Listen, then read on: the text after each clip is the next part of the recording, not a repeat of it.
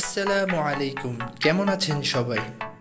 বর্তমান বিশ্বে স্মার্টফোনের দুনিয়াতে এমন একটি অ্যাপ্লিকেশন আছে যেটির নাম হয়তো খুব কম মানুষই জানেন না, কারণ এই অ্যাপ্লিকেশনটি প্রত্যেক দিন আপনার ফাঁকা সময় এন্টারটেনমেন্টের সঙ্গী হয়ে ওঠে।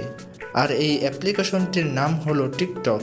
টিকটক সম্পর্কে বিস্তারিত জানতে পুরো ভিডিও জুড়ে আমাদের সাথেই থাকুন।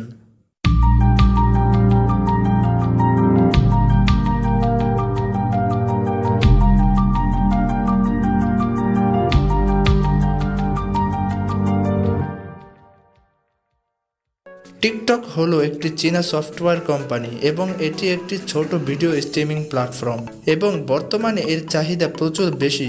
সারা বিশ্বে প্রায় প্রতিটি মানুষই টিকটক ব্যবহার করেন এবং তাতে ভিডিও তৈরি করেন এবং এটি বর্তমানে প্রায় $70 বিলিয়ন মালিক এবং অনেক ভারতীয় আছে যারা টিকটকের মাধ্যমে একজন সেলিব্রিটি হয়ে উঠেছে, অর্থাৎ তারা বর্তমানে টিকটকের দৌড়ে একজন ছোটোখাটো সেলিব্রিটি। কয়েকদিন সোশ্যাল মিডিয়ায় এরকম কথা উঠেছিল যে বর্তমানে বিশ্বের সবথেকে বেশি ভিডিও টিকটকে দেখা হয় এবং বিশ্বের সবথেকে বেশি বড় ভিডিও স্ট্রিমিং প্ল্যাটফর্ম হলো টিকটক। কিন্তু এটা সম্পূর্ণ মিথ্যে। বিশ্বের সবথেকে বেশি ভিডিও স্ট্রিমিং প্ল্যাটফর্ম ইউটিউবে প্রতিদিন হাজার ঘন্টার ভিডিও আপলোড করা হয় এবং ইউটিউবের মাধ্যমে আপনি ইনকাম করতে পারেন, কিন্তু টিকটকের মাধ্যমে আপনি সেটি করতে পারবেন না।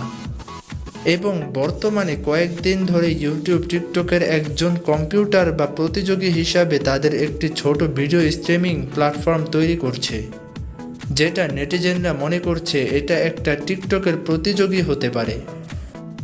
ইউটিউবের তরফ থেকে তাদের এই নতুন ছোট ভিডিও স্ট্রিমিং প্ল্যাটফর্মটির কথা একটি সোশ্যাল মিডিয়াতে জানানো হয়েছে এবং ইউটিউবের নাম রাখতে পারে শর্টস বা শর্টস এবং এটির বাংলা মানে করলে দাঁড়ায় ছোট।